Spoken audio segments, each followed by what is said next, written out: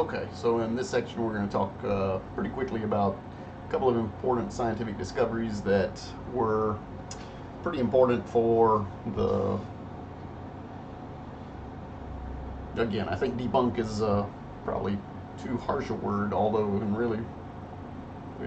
a real way that is exactly what was going on. Basically showing that some of these ideas that folks had about the way life worked, and more importantly where life comes from and what it looks like, were shown to not be true, and we started to understand a little bit more about what it was actually going to look like. So two of the main ones that I definitely want to hit for this course is this idea that we call cell theory. So remember, the microscopes were discovered or invented in mid-1500s. That's not to say we didn't have magnifying glasses even before that, but these compound microscopes where multiple lenses were put in series with each other so that we were able to get more and more powerful observations of the world around us. Telescopes would have been basically developing around the same time, so we were learning more about the universe as well. And so over the next 300 years or so, these microscopes became more and more powerful as those folks were learning how to make lenses, and their technology got better with making of those lenses, and the science of how all the physics of light going through those lenses works. So by the 19th century, probably, some of the more important observations happened in the 1830s. Couple of scientists, Schleiden was one of them, Schwann was another. These guys, what they began to do was just look at the living organisms around them through their microscopes. And one of the things that they kept noticing was that an organism, no matter how big it gets, is still going to be made out of these small little units. And these little units, so one of the first ones that they observed would have been cork. And as they were looking at these cork tissues, and if you look even with your naked eye at cork, you can sometimes see those tiny little pockets of where the cells used to live. Of course, when you're looking at a wine bottle cork, what you have there is what's kind of left behind the cell wall. But a cell would have lived inside that little space in the tree that came from.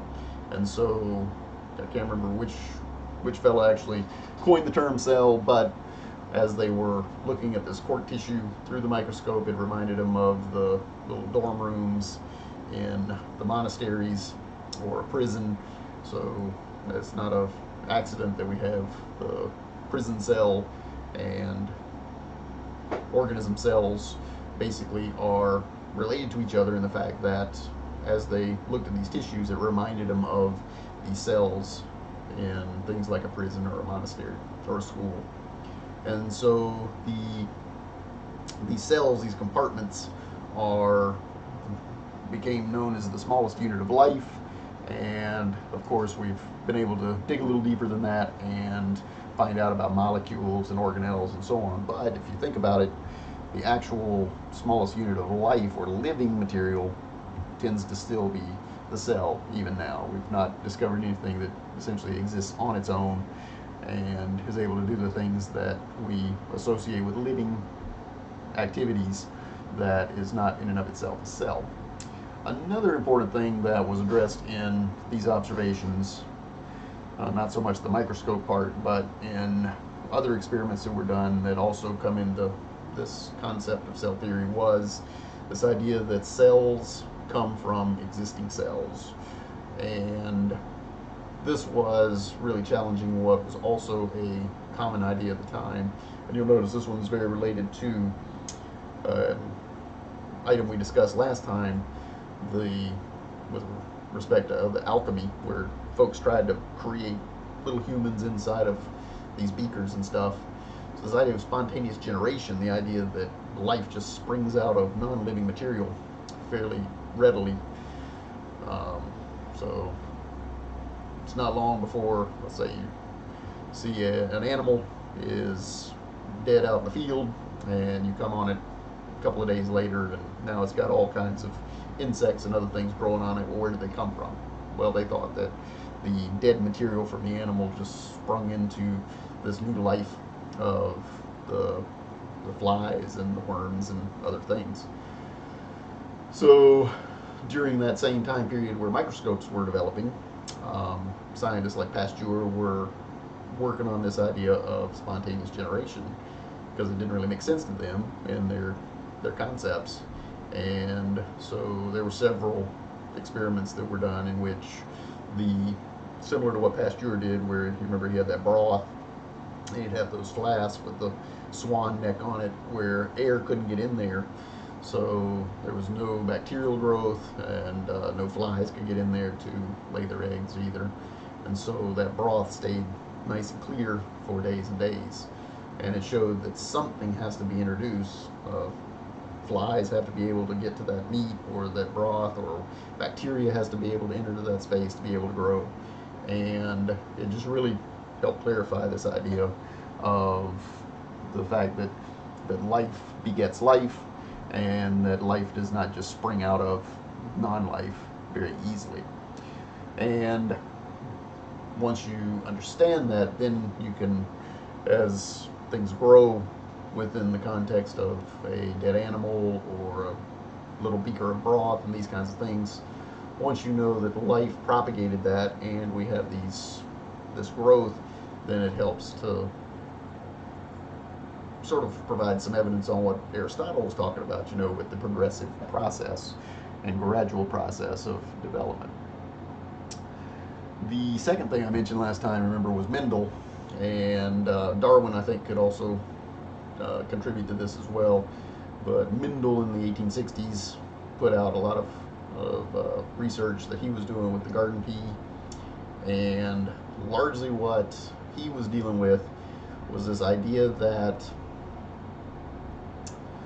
well, you remember last time I talked about how folks thought that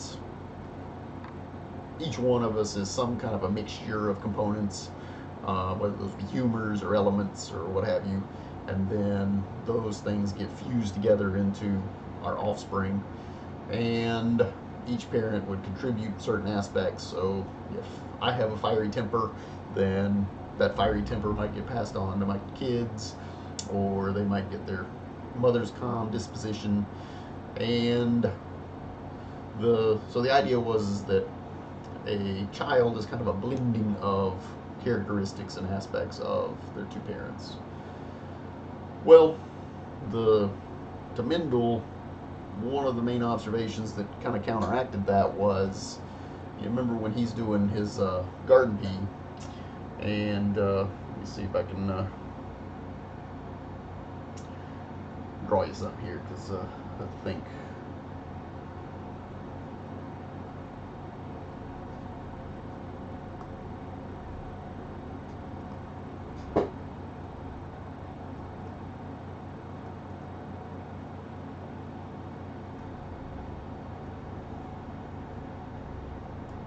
so you remember when, if we look at something like, let's do a Punnett square, and we're talking about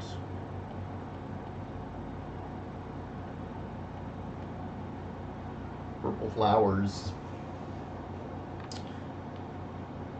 and white flowers on his garden pea, okay?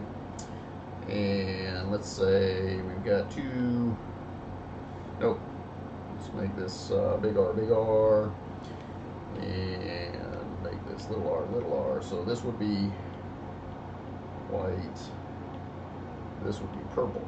Now, if the idea of blending inheritance is true, and that the offspring from this kind of a cross was just a blending of these two parents, what will we expect? So you've got a white parent contributing some stuff, you've got a purple parent contributing some stuff. Well, obviously, if each one gets a part of mom or dad, then we're going to expect perhaps that lavender is going to be the color of the offspring. But that's not the case, is it? Because if the big R is dominant, what color are the flowers on these individuals? Remember, it was purple. and it's the same color of purple as that parent, and so it's almost like the white color disappeared. And so this whole idea then of the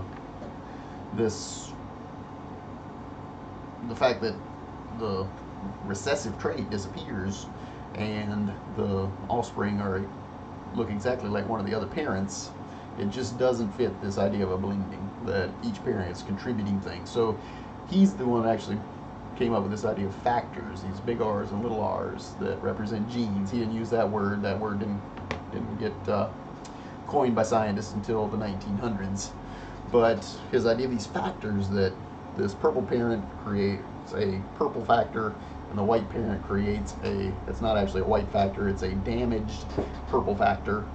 And when you have those two in combination, then the dominant will actually show up. And this really kind of worked on his mind, and he realized that the idea of blending inheritance didn't work, and came up with his idea of genetics, inheritance by genetics. Now think about it too, though.